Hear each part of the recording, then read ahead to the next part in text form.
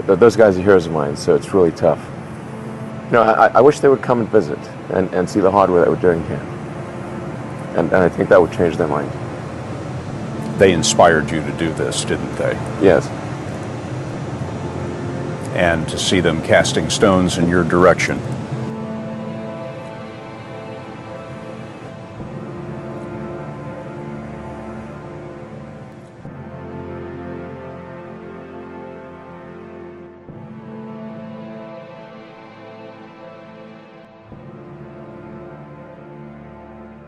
Critics say you can't do this. Your answer to them is, we've done it.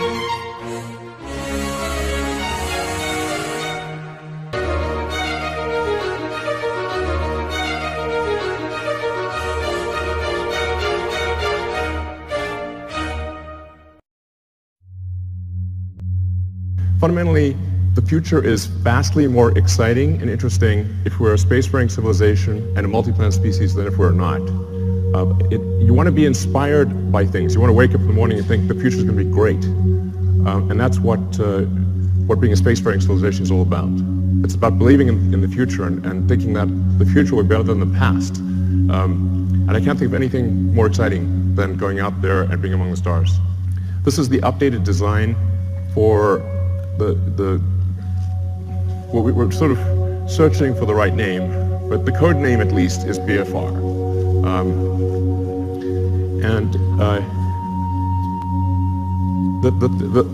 Probably the most important thing that I want to convey in this presentation is that I think we have figured out how to pay for it. This is very important. So in last year's presentation, we're really searching for what the right way, how do we pay for this thing? We went through various ideas, Kickstarter, collecting underpants. These didn't pan out. But now we think we've got a way to do it, which is to have a smaller vehicle, still pretty big, but one that can serve, one that can do everything that's needed in the greater Earth orbit activity. So essentially, we want to make our current vehicles redundant. We want to have one booster and ship that replaces Falcon 9, Falcon Heavy, and Dragon. So if we can do that, then all the resources that are used for Falcon 9 Heavy and Dragon can be applied to this system. So that's really fundamental. So let's see, what progress have we made in this direction? So last time you saw the giant tank, that's actually a 12-meter tank. And you can see the relative scale of it. It's 1,000 cubic meters of volume inside. That's actually more pressurized volume than an A380, just to put that into perspective. We developed a new carbon fiber matrix that's much stronger and more capable at cryo than anything before, and it holds 1,200 tons of liquid oxygen. So we tested it, so we successfully tested it up to its design pressure, and then went a little further. So we wanted to see where it would break, and we found out where it would break. It shot about 300 feet into the air and landed in the ocean. We fished it out, and but we've now got a pretty good sense of what it takes to create a huge carbon fiber tank that can hold cryogenic liquid. That's actually extremely important for making a light spaceship. The next key element is on the engine side. We have to have an extremely efficient engine. So the Raptor engine will be the highest thrust-to-weight engine, we believe, of any engine of any kind ever made. We already have now 1,200 seconds of firing across 42 main engine tests. We fired it for 100 seconds. It could fire for much longer than 100 seconds. That's just the size of the test tanks. And then the duration of the firing you're seeing right now is about 40 seconds, which is the length of the firing for landing on Mars. The test engine currently operates at 200 atmospheres, or 200 bar. The flight engine will be at 250 bar, and then we believe over time we could probably get that to a little over 300 bar. The next key element is propulsive landing. So in order to land on a place like the moon where there is no atmosphere, and certainly no runways, or to land on Mars where the atmosphere is too thin to land on, even if there were runways to land with a wing, you really have to get propulsive landing perfect. So that's what we've been practicing with Falcon 9. So this is just a series of landing videos. I think these are quite mesmerizing. But we now have 16 successful landings in a row. And that's with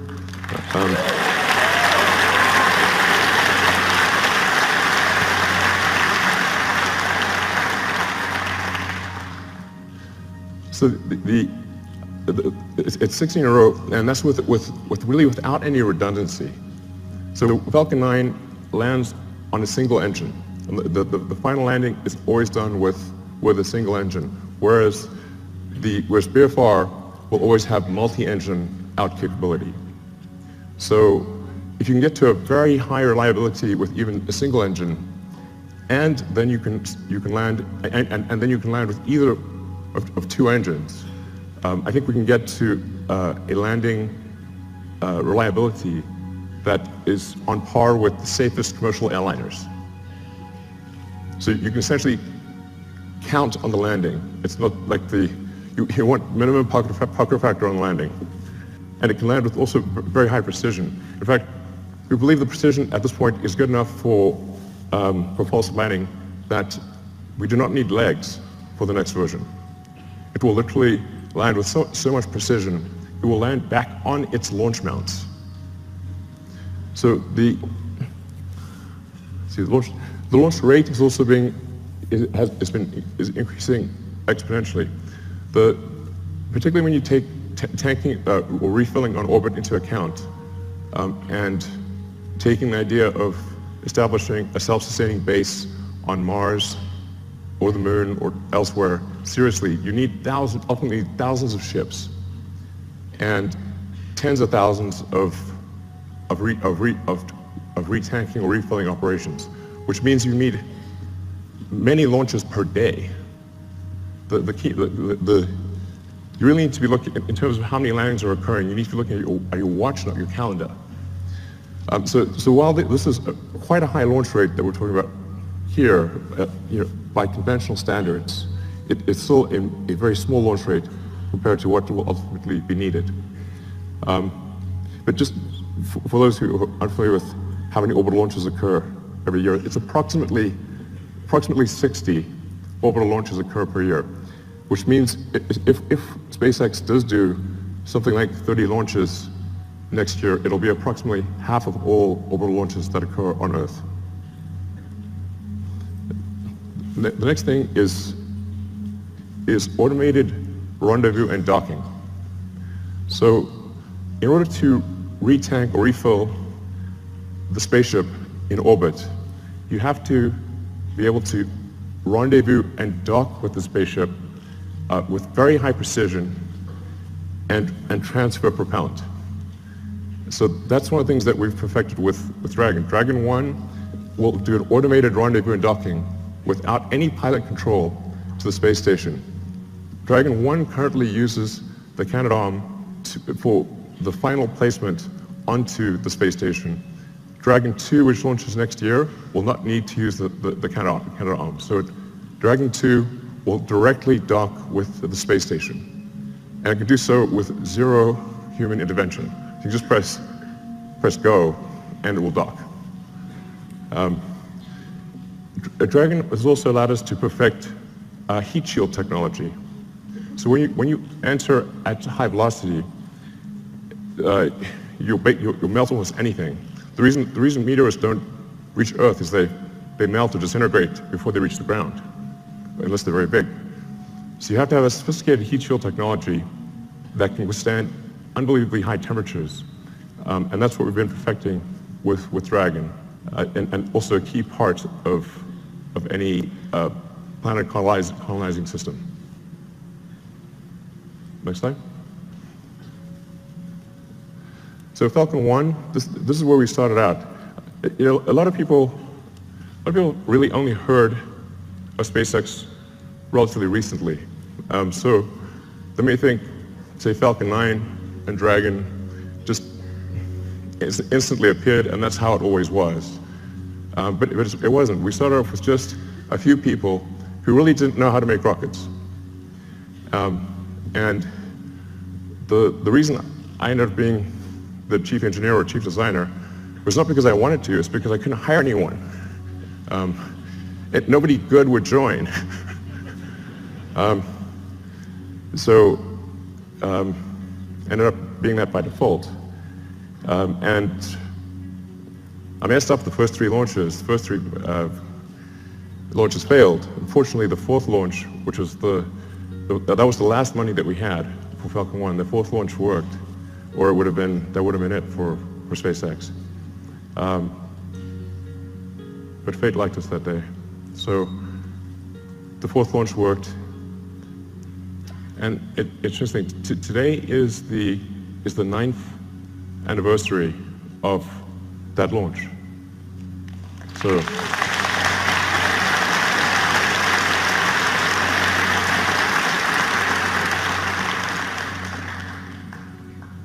I didn't realize that until I was told that just earlier today, but it's a very emotional day, actually. But Falcon 1 was quite a small rocket. When we're doing Falcon 1, we're really trying to figure out what is the smallest useful payload that we could get to orbit. I thought, okay, something around half a ton to orbit would be able to launch, that can launch a decent-sized small satellite to low Earth orbit, and that's why we sized Falcon 1. But it's really quite small compared to Falcon 9. So Falcon 9, particularly when you factor in payload, Falcon 9 is many times more, it's sort of on the order of 30 times more payload than Falcon 1. And Falcon 9 has reuse of the primary booster, which is the most expensive part of the rocket, and hopefully soon reuse of the fairing, the big nose cone at the front. So we think we can probably get to something like somewhere between 70 and 80% reusability with the Falcon 9 system. And hopefully towards the end of this year we'll be launching Falcon Heavy, which Falcon Heavy ended up being a much more complex program than we thought. It sounds easy. Let's show Falcon Heavy actually. It sounds like it should be easy because it's 2 first stages of Falcon 9 strapped on as boosters. It's actually not. We had to redesign almost everything except the upper stage in order to take the increased loads. So Falcon Heavy ended up being much more a new vehicle than we realized. So it took us a lot longer to get it done. But the boosters have all now been tested and they're on their way to the Cape Canaveral. And we are now beginning serious development of BFR. So you can see that the payload difference is quite dramatic. BFR in fully reusable configuration, without any orbital refueling, we expect to have a payload capability of 150 tons to low Earth orbit. So, and that compares to about 30 for Falcon Heavy, which is partially reusable. Where this really makes a tremendous difference is in the cost, which I'll come to in some of the later slides. So let's go to the next slide. And by the way, so with BFR, you can get a sense of scale by looking at the tiny person there. It's really quite a big vehicle. Main body diameter is about 9 meters or 30 feet. And it consists of, the booster is lifted by 31 Raptor engines that produce a thrust of about 5,400 tons, lifting a 4,400 ton vehicle straight up.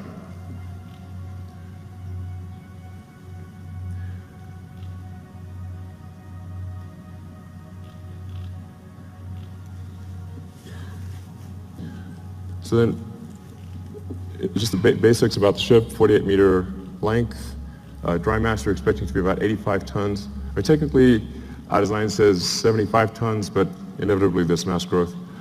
And that ship will contain 1,100 tons propellant with a ascent design of 150 tons and a return mass of 50. So you can think of this as essentially combining the upper stage of the rocket with Dragon. It's like the Falcon 9 upper stage and Dragon were combined. So I'll go into each of these items in detail, but you've got the engine section in the rear, the propellant tanks in the middle, and then a large payload bay in the front. And that payload bay is actually 8 stories tall. In fact, you can fit a whole stack of Falcon 1 rockets in the payload bay. Compared to the design I showed last time, you'll see that there is a small delta wing at the back of the rocket. The reason for that is in order to expand the mission envelope of the BFR spaceship.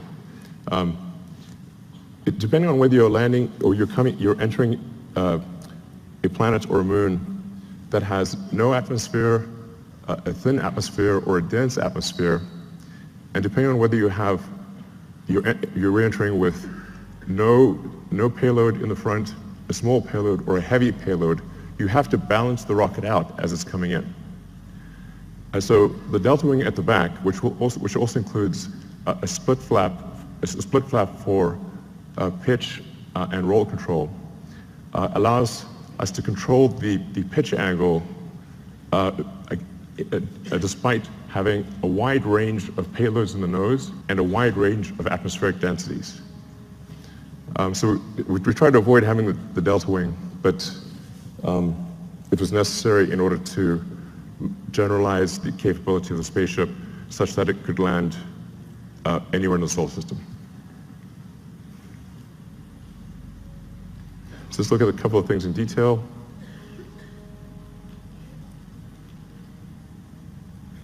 So the cargo area has a pressurized volume of 825 cubic meters. This also is greater than the pressurized area of an A380. So really is capable of carrying a tremendous amount of payload. In a Mars transit configuration, since you'd be taking 3 months in a really good scenario, but maybe as much as 6 months, some number of months, single-digit months, you probably want a cabin, not just a seat. So the Mars transit configuration consists of 40 cabins, and it sort of depends on, you could conceivably have 5 or 6 people per cabin if you really want to cram people in. But I think mostly we would expect to see 2 to 3 people per cabin. And so normally about 100 people per flight to Mars. And then there's a central storage area, galley, and a solar storm shelter, entertainment area, and I think probably a good situation for at least BFR version 1. Then going to the main body of the vehicle, the center body area.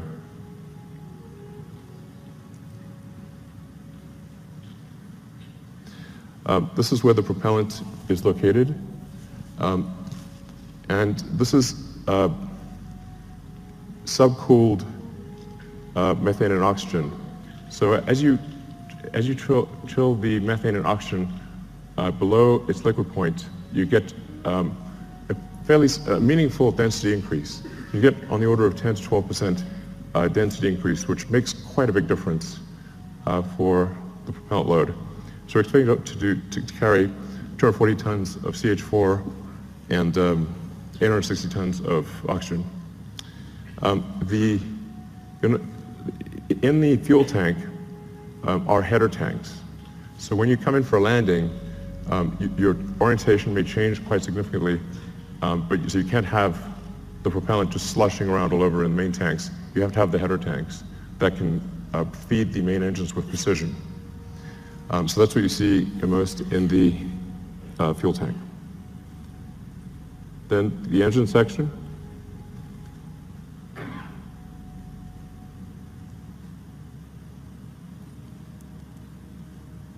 So the ship engine section consists of four vacuum Raptor engines and 2 sea-level engines. So all 6 engines are capable of gimbaling. The engines with the high expansion ratio have a relatively smaller gimbal area or gimbal range and a slower gimbal rate. The 2 center engines have a very high gimbal range and can gimbal very quickly. And you can land the ship with either one of the 2 center engines. So when you come in for a landing, it will light both engines, but if one of the center engines fails at any point, it will be able to land successfully with the other engine. And then within each engine, there's a great deal of redundancy. So we want the landing risk to be as close to zero as possible. And then some basic stats about the engines. The sea level engines are about a 330 ISP at sea level. The upper stage engine is 375. Now, this is version 1. So I think over time, there's potential to increase that specific impulse by 5 to 10 seconds. And as I was mentioning, also increase the chamber pressure by 50 bar or so. And then for refilling, where you just saw the two shifts would actually mate at the rear section. They would use the same mating interface that they used to connect to the booster on liftoff. So we'd reuse that mating interface and reuse the propellant fill lines that are used when the booster is, when the ship is on the booster. And then to transfer propellant, it becomes very simple. Use control thrusters to accelerate in the direction that you want to empty. So, if you accelerate in this direction, propellant goes that way, and you transfer the propellant very easily into from the tanker to the ship. So going to rocket capability. This gives you sort of a rough sense of rocket capability, starting off at the low end with the Falcon 1 at a half ton, and then going up to BFR at 150. So I think it's important to note that the BFR has more capability than Saturn V, even with full reusability. But here's the really important fundamental point. Let's look at the launch cost.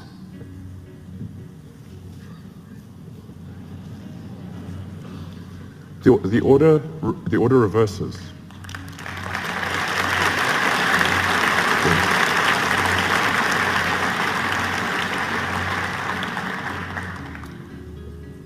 Now, at first glance, this may seem ridiculous, but it's not. The same is true of aircraft. If you bought, say, a small single-engine turboprop aircraft, that would be $1.5 to $2 million. To charter a 747 from California to Australia is $500,000, there and back.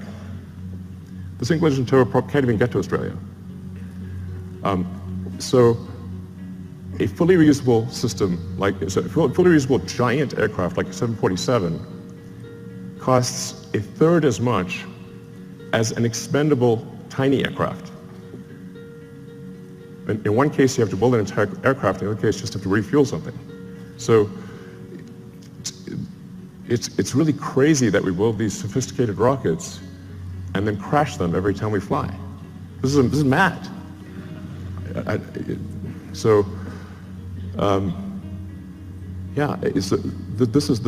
can't emphasize how profound this is and how important reusability is. And often I'll be told, but you could get more payload if you made it expendable. I say, yes, you could also get more payload from an aircraft if you got rid of the landing gear and the flaps and just parachute it out when you got to your destination. But that would be crazy, and you would sell 0 aircraft. So reusability is absolutely fundamental. Now I want to talk about the value of orbital refilling. This is also extremely important.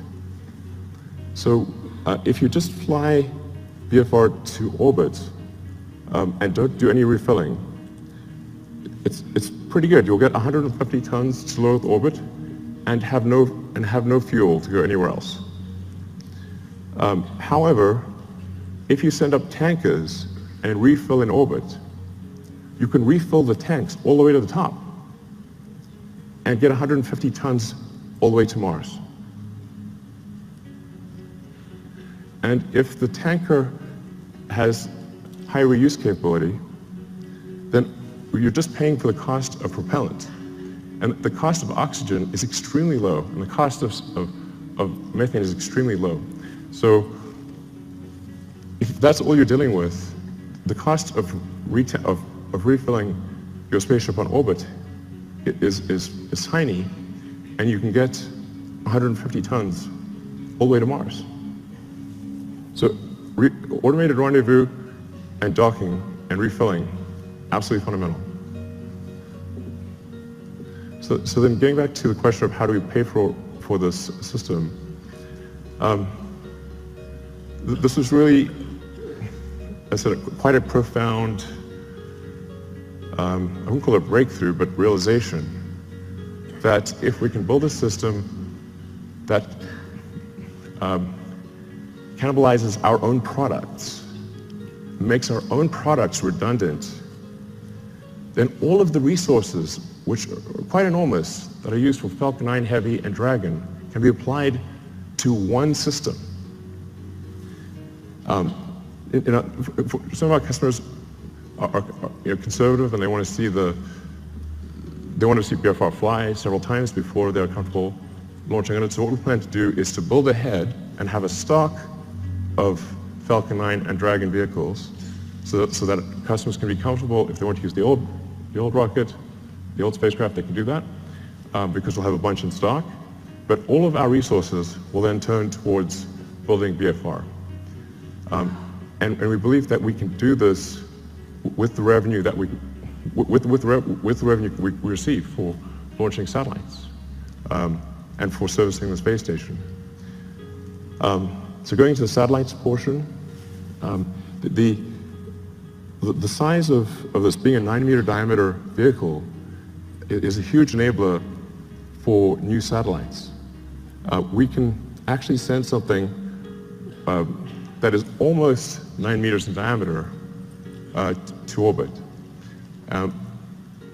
So for example, if you want to do a new Hubble, you could send a mirror that has 10 times the surface area of the current Hubble as a single unit. It doesn't have to unfold or anything.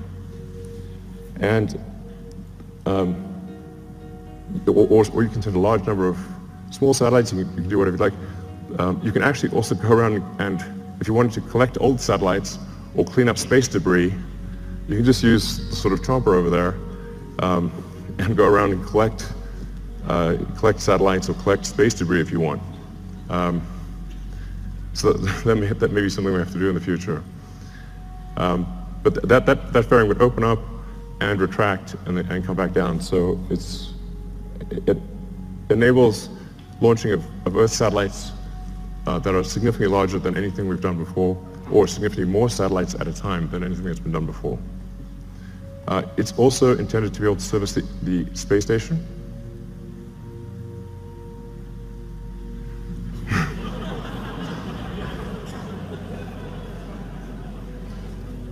I know it looks a little big relative to the space station, but the shuttle also looked big, so it'll work. Looks a little outsized, but it'll work.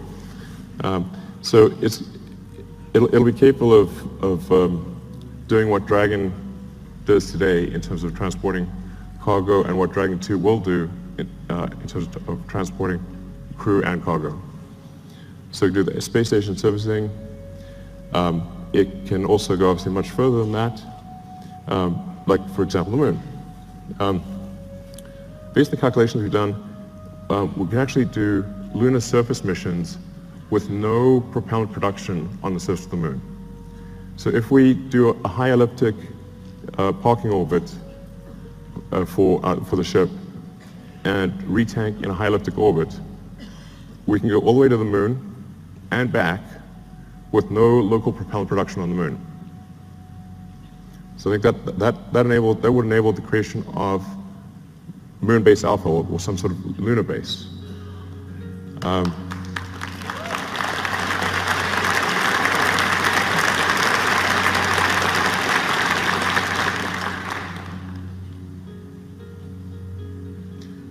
Yeah, it's quite captivating.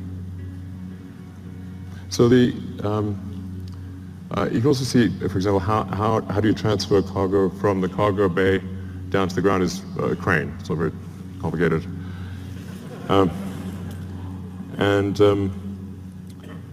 Yeah, but so this will enable the creation of a lunar base. And it's 2017. I mean, we should have a lunar base by now. What the hell's going on?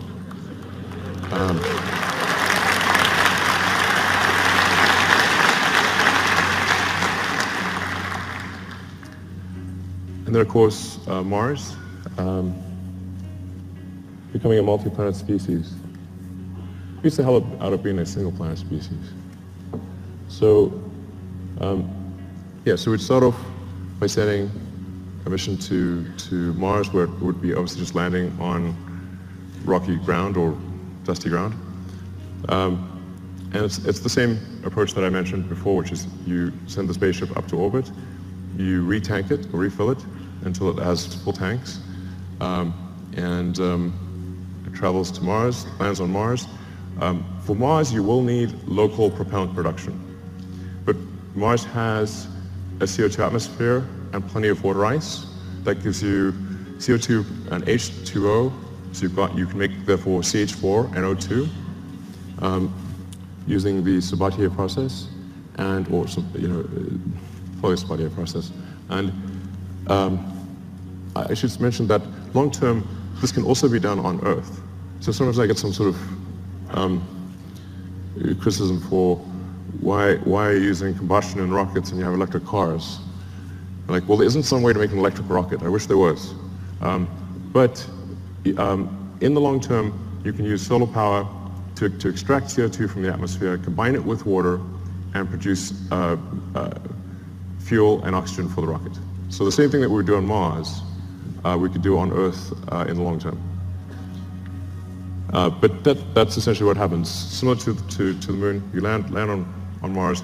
But the tricky thing with Mars is we do need to build a propellant depot to refill the tanks and return to Earth.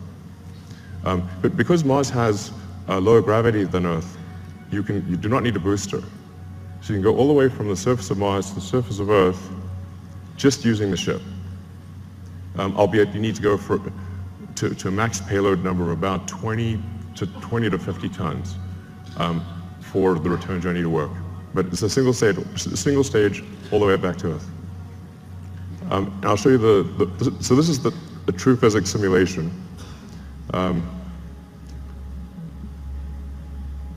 This will last about a minute. So you come in, you're entering very quickly, going 7.5 kilometers a second. For Mars, there will be some ablation of the heat shield.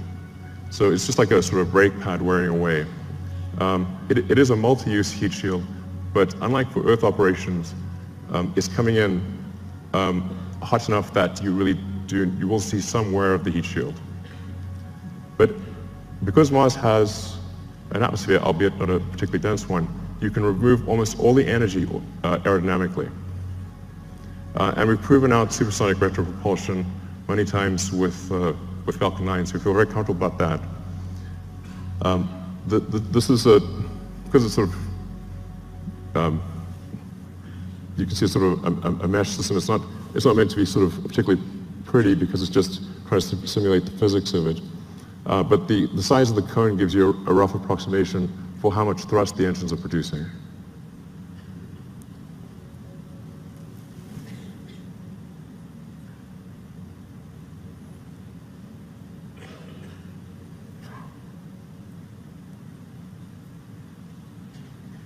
That's not a typo.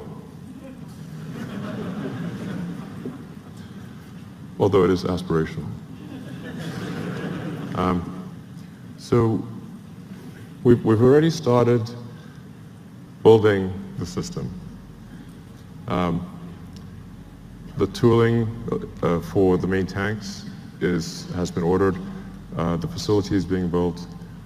We will start construction of the first ship around the second quarter of next year, so in about 6 to 9 months, we should start building the first ship. I feel fairly confident that we can complete the ship and be ready for a launch in about 5 years. 5 years seems like a long time to me.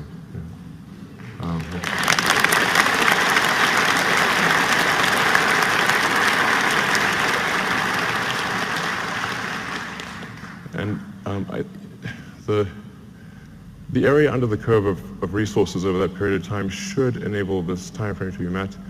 But if not this time frame, I think pretty soon thereafter. But that's our goal, is to try to make the 2022 Mars rendezvous. Earth-Mars synchronization happens roughly every 2 years. So every 2 years there's an opportunity for to fly to Mars. So then in 2024, we want to try to fly 4 ships, 2 of which would be crewed, and 2 of which, two cargo and two crew. The goal of these initial missions is to find the best source of water. That's for the first mission. And then the second mission, the goal is to build the propellant plant. So we should, particularly with 6 ships, there have plenty of landed mass to construct the propellant depot, which will consist of a large array of solar panels, very large array, and then everything necessary to mine and refine water, and then draw the CO2 out of the atmosphere, and then create and store deep cryo CH4 and O2.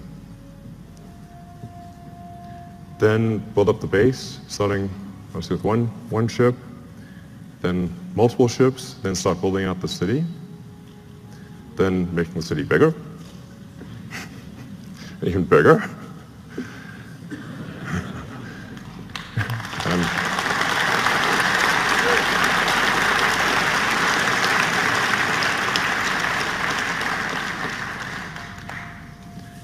And over time, terraforming Mars and making it really a nice place to be. Thanks. Give me a...